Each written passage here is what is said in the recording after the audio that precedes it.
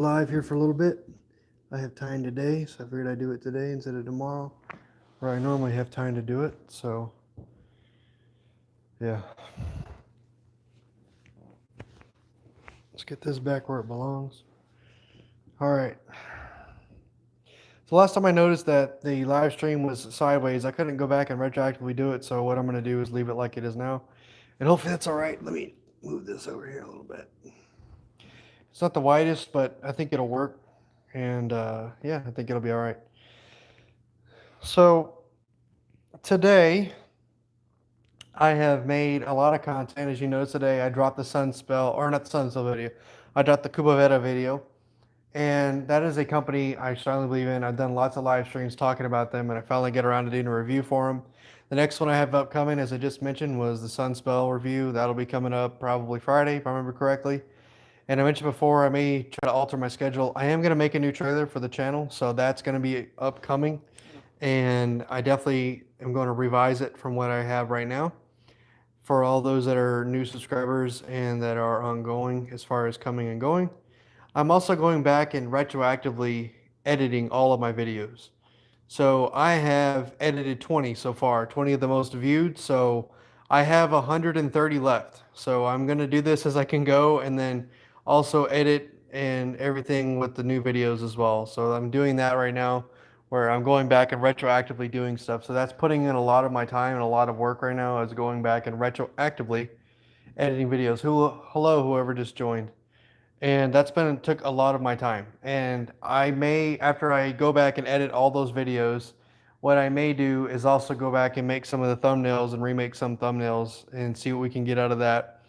And then I may redo or do an update on some of those videos as well because they are over a year old. Some of them are, and my opinions may have changed. So that's something that I think would be well worth doing. And then what I may do as well is take clips of some of these live streams and make videos out of these as well. So that way you guys can have some of those as a regular video because some of them I think are warranted for a video. And I think that's a good idea.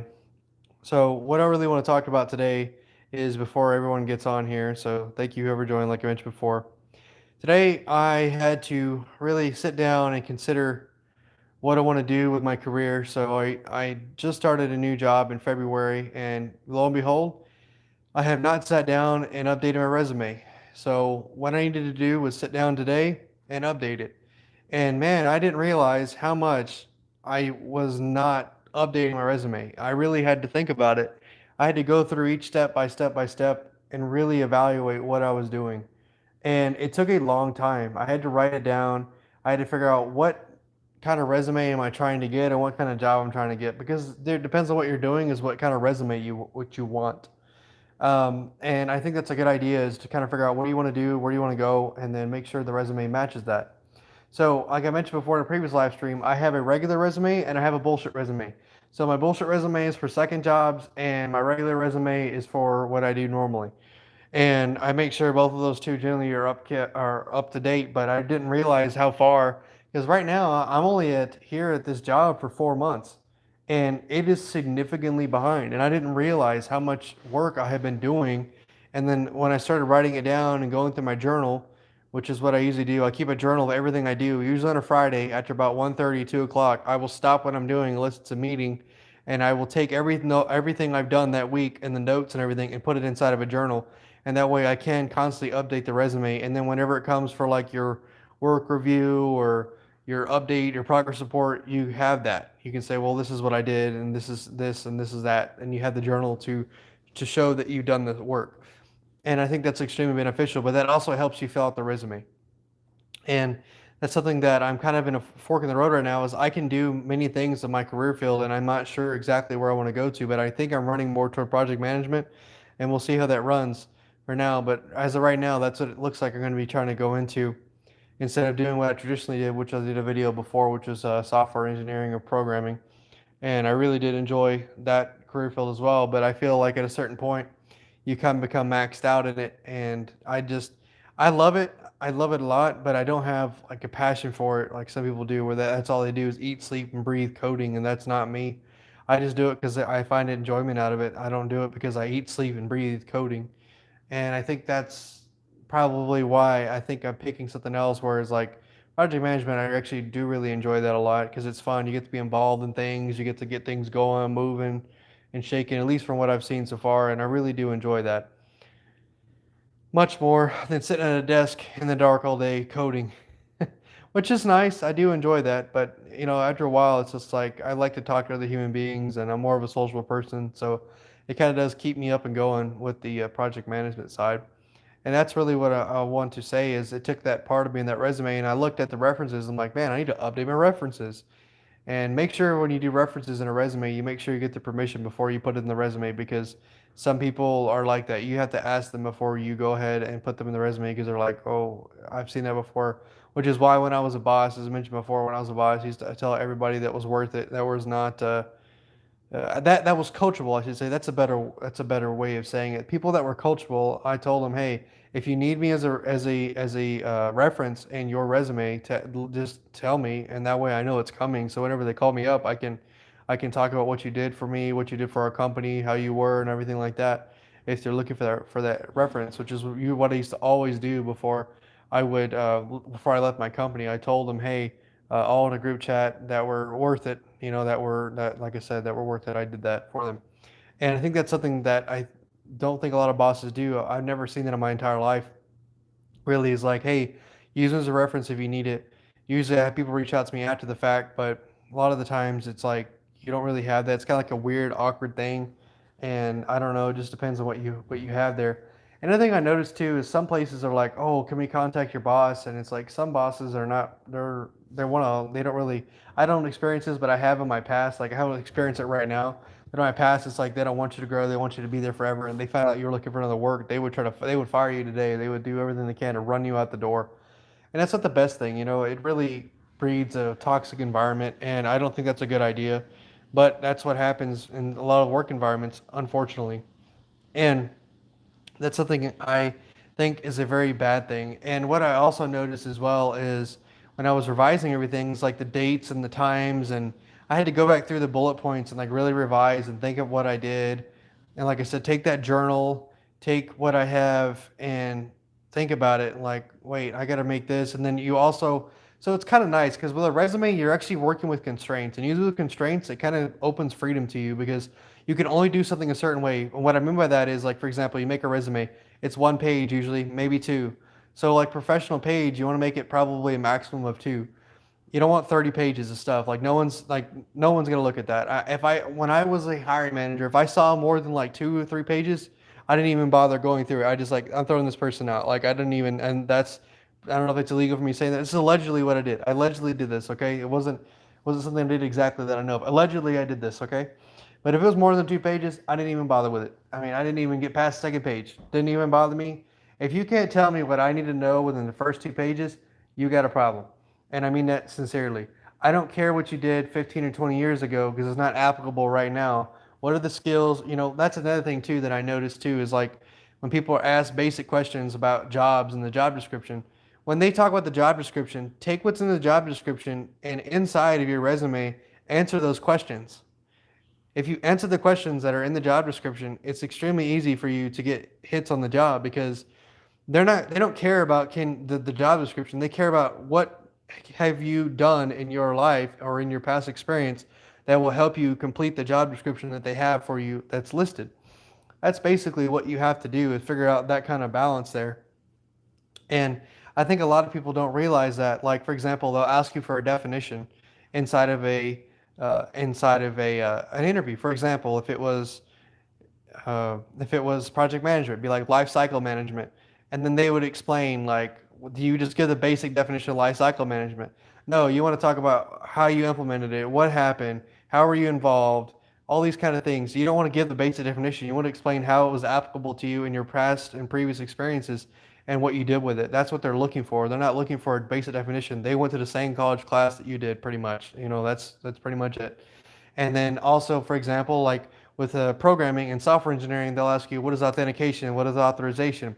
Sometimes they may even give you a project to do. How would you handle this? How would you do that? Another thing you could also get in project or in software engineering and programming is okay, what would you do in this language, right? So, for example, if you're know a lot about, like, for example, C sharp, but they're asking you to do something in JavaScript, they're asking you to do something in Java, they're asking you to do something in a totally different language you're not sure. For example, Python, and you're like, I'm familiar with it, but I don't know it.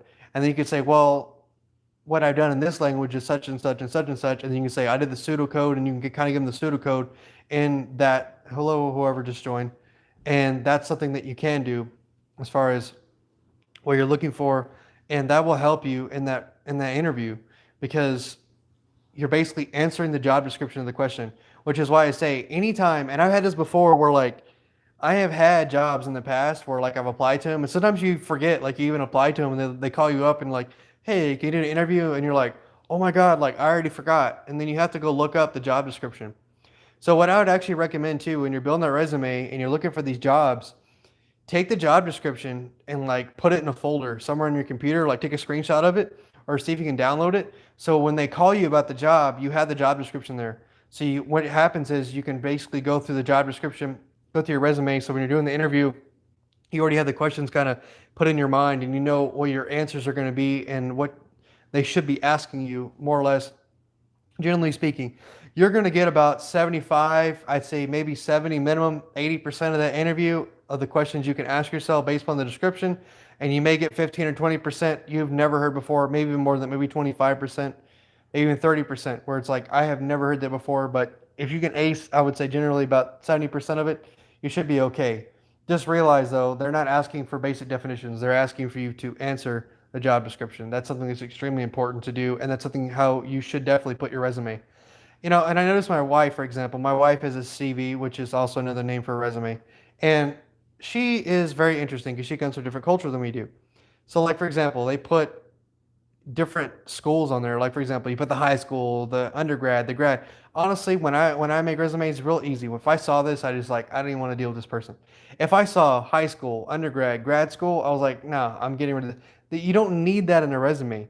If you have a graduate degree, I know you have a bachelor's degree. I know you have a high school degree. Why do I need to know anything? I don't care what you did before that. It doesn't matter. Honestly, the only time I've ever been asked where I went to school at is at alumni functions. And even that's kind of dumb because it's an alumni function, but some people do ask that. And then you also have, for example, in university. So I've also applied to be a university professor.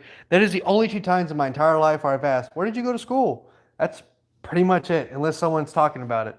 And generally someone's talking about it, they went to Texas A&M. So, you know, anyway, I got my dig in there. So that's definitely something you want to pay attention to is do not add extra stuff inside that resume that you don't need because it's not necessary. Like for example, if you pick up a job, you get fired within 2 or 3 months, don't put it on the resume. There's no reason for you to. And then another thing that we're noticing right now a lot that I've seen is people jumping from job to job to job to job to job. And then you're working like 2 or 3 months, 4 months, sometimes 6 months, and then you're moving around because so many people need workers right now. Well, what happens is whenever we get into this recession that we're heading into right now, we're fixing to slam into it. Um, Companies are going to cut back, and all that benefit and all that philandering you basically did, running around trying to, get more money, get a bonus, get this, get that. That's going to stop. And then when you go and they fire you, and then you go and you look for a job, they're going to say, hey, you got like 3 or 4 jobs like the last 2 years, maybe even more than that. And they're looking at it and they're like, why is that? That's probably the first thing to look at is why did you do that? And then if you tell them, well, I strong, well, what's a good example? What's a good reason for that? Besides, oh, I strong armed them. I made them, I went where the money was. And that means you're not faithful to the company. So they're gonna be like, yeah, we're not going to hire this person. So please do keep that in mind with the resume as well. I would say if it's not more than 6 months, don't put it on there. And I would say if you're going to do something for your career, try to do something more than at least 6 month term because if you start jumping around, that's the first thing to ask you is why are you not staying at these companies? What's faithful? And they're going to start because eventually it becomes like the person, for example, that has lots of exes. It's like it was always their fault. They're horrible people. Blah blah blah. It's like well, you're the ones attracting them, and all of them have left your life, and you're the only one there. So maybe it's time to do some introspection there, and that's basically what they're going to be looking at, and that's something you really really should pay attention to. Another thing that I would recommend is if you have different jobs in the same area, if that makes sense. Like for example, one day you're a worker, and then next day you're a supervisor. Make sure those two things are separate, and then you put what you did in the worker part and you put what you did in the supervisor part, because some people don't understand the difference, and it's really sad. You want to look at it like, that doesn't make sense, because honestly, you definitely want to make sure that those two things are separate, because there's two separate responsibilities in theory. And you definitely want to make sure that's something to account for inside your resume. Because if you had the supervisor experience, because a lot of people are looking for managers right now, assistant managers, a lot of people are, and that's something you definitely could use. And also, you really want to pay attention to right now in your certificates and the skills. So it asks you about certificates and skills. Well, what have you been doing? Have you been trying to go get certifications? Have you been trying to read books? Have you been trying to take Udemy? Have you been trying to do YouTube? Have you been trying to take courses? What have you done to try to give yourself skills and certificates in order for you to be more applicable in your job field? What is exactly that you need in your job field? It's like a holy grail where it's like, oh, if he has this, then that's what you need. For example, if you're in project management, you want the PMP certification. If you're in cybersecurity, you would probably want CISSP. If you're in any kind of IT and you work for the government, it will more likely than me, the bare minimum you're going to have, and I said that twice for a reason, is Security Plus. So that's what you want to look for. What certificate do you need? And then that way it will help you. Because a lot of times, like for example, if you're not working for the government service, but you're working for contractors, what you're going to have to do is you're gonna have to need that certificate even for them to even consider you. Because a lot of times, what I've seen also before in bigger businesses is they have by point system. For example, in the job description, it will say master's degree. That's a certain amount of points. If you don't have that, then you get knocked points. If you don't have this certification, then you get knocked points. And they kind of do it on a points system.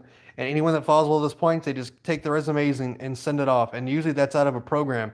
They don't even have to manually look at that. They just put it in a program, the point system, and then people that go to the top, they keep those resumes, and those that fall, they kick them out. Or they tell them, or excuse me, you get the oh, we didn't consider to move forward with you at this time. Please look at our other positions. That's basically what they send you, that kind of email. Or they just don't send you anything at all, like a lot of people do. They just kind of blow you off, and then you kind of know, hey, they never even considered me. So that's something you definitely want to pay attention to. And hello, whoever just joined a second ago. I've seen someone keeps darting in and out of here, whoever you are. Nice to see you. Um, but yeah, and that's another thing that I would strongly recommend is pay attention to your email address, like I mentioned before as well. Make sure it's a professional one. Don't put like throat goat in there. Don't put like busted open. I've seen all kinds of craziest emails when I was a hiring manager, and you would be amazed at people put on a resume. You're just like, wow, this is crazy. Make sure it's like a professional one, whatever it is, and not crazy. And then also, what I would do is if you're actively looking for a job. Obviously, I can't do this because I'm kind of doing public figure stuff, so it's really easy to find me. But if you have a Facebook account, if you have any social media, make it private where they can't go look for it. Because the first thing more likely they're going to do is look at LinkedIn. And they're going to look at LinkedIn and they're going to look, okay, this person's name. They're going to start looking for you on Instagram. They're going to start looking for you on Facebook. And they're going to find you. And then they're going to see what you do, how you act, what you do, and all that kind of stuff. And that's a really easy way to take into account someone's character, someone, and so on and so forth. So please do keep that in mind, which leads to another point. Take the resume and take LinkedIn and match the two of them. Update both of them at the same time. Because a lot of times you can get career opportunities on LinkedIn because you'll get headhunters looking for people on LinkedIn. I don't know how many times I've been contacted on LinkedIn by headhunters looking for jobs and this, that, and the other. And that's definitely something you want to do is make sure you update LinkedIn and you make sure you update the resume at the same time. Sorry, I just got a message there. And basically that's all I want to say today is because I was going on and I was thinking in my head, hey, I got to do the resume. And I want to jump on here real quick and just do one strictly for resumes. If you guys have any questions, please leave it down below. Thank you guys for visiting the Felogent. And if you haven't subscribed yet, my Instagram is down in the description. And if you want to contact me, that's the easiest way to contact me. I'll be able to answer your questions there more quickly than I will in the comments. But please do leave comments. I love the comments, especially the nasty ones. They're really fun. And y'all have a wonderful day. And if I haven't heard your subscription, please subscribe down below. Thank you guys. Have a good day.